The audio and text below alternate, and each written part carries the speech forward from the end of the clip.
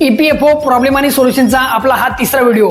तर एका मित्राने आपल्याला कमेंट केलेली आहे की सर माझ्या वाईफचे लग्नानंतरचे आधार कार्डवरील नाव आता बदलले आहे, त्यामुळं आधार कार्डवरील आणि PF रेकॉर्डला नाव आता मिसमॅच होत आहे, त्यामुळं ऑनलाईन क्लेम साठी आता रिक्वेस्ट टाकू शकत नाही। तर याचं सोल्युशन सांगायचं झालं तर तुम्हाला आता यासाठी ऑनलाईन जॉईंट डिक्लेरेशनचा फॉर्म भरावा लागतो आणि हा फॉर्म आता तुमच्या लॉग इन वरून होत नाही, कारण की त्या ठिकाणी नेम मिसमॅच आहे।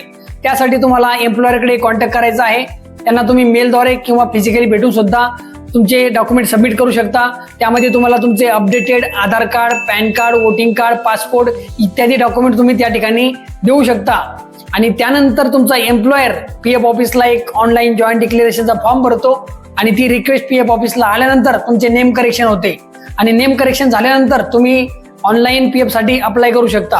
तर यासाठी PF चे एक सर्क्युलर सुद्धा आहे, तुम्हाला कोणकोणते डॉक्युमेंट तुमच्या एम्प्लॉयरकडे जमा करायचे आहे याची PDF जर तुम्हाला पाहिजे असेल तर मला कमेंट करा PDF, याची PDF मी तुम्हाला सेंड करून देईल। तर मित्रांनो, तुमचे सुद्धा काही प्रश्न असतील तर आम्हाला कमेंटमध्ये नक्कीच विचारा, कारण की तुमचा प्रश्न हा आमच्या पुढील व्हिडिओचा टॉपिक असू शकतो, त्यामुळे लवकरात लवकर तुमचा प्रश्न आमच्यापर्यंत पोहोचवा।